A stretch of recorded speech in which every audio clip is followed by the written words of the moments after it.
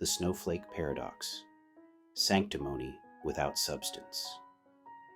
Let's talk about snowflakes, not the pretty frozen kind that drift down in winter, but the human variety that seem to melt under the slightest heat of reality.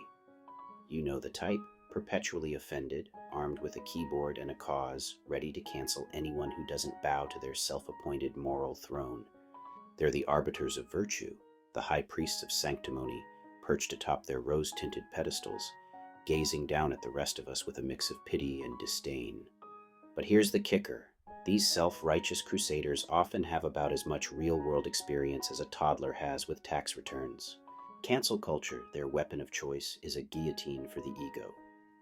Step out of line, say something unapproved, crack a joke that doesn't land with the woke crowd, or dare to question the orthodoxy, and chop, you're done. They'll dig through your digital past like vultures, unearth some decade-old tweet, and declare you unfit for society. No context, no forgiveness, just judgment from on high. And they do it all with this smug air of superiority, as if they've cracked the code to human decency, while the rest of us wallow in ignorance. But what's behind those superior-than-thou morals? 9 times out of 10, it's a whole lot of nothing. These are people who've never been punched in the face, figuratively or literally. They've never had to scrape by, never faced a real consequence that wasn't cushioned by a safety net of privilege or parental backup. Their worldview is a pastel fantasy, polished by Instagram filters and self-help platitudes. Life to them is a game of feelings, where the loudest cry wins and the biggest victim gets the crown. They judge the world through rose-tinted glasses because they've never had those lenses shattered by the hard edges of reality. Take their sanctimonious rants about systemic this or oppressive that. They'll lecture you on the evils of the world, capitalism, patriarchy, whatever's trending on X that week, without ever having lived outside their bubble. They've never worked a grueling job, never lost something that couldn't be replaced, never had to make a choice where every option sucks. Their trauma is a Wi-Fi outage or a misgendered coffee order.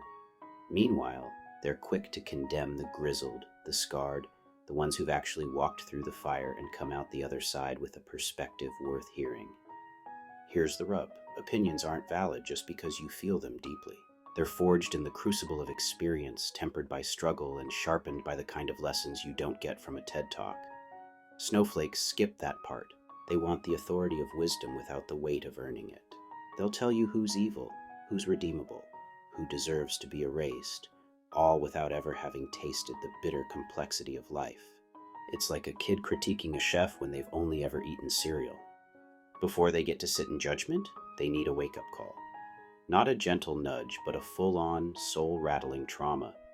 Something that strips away the illusions and forces them to confront the messy, ugly, beautiful truth of existence. Let them lose something irreplaceable.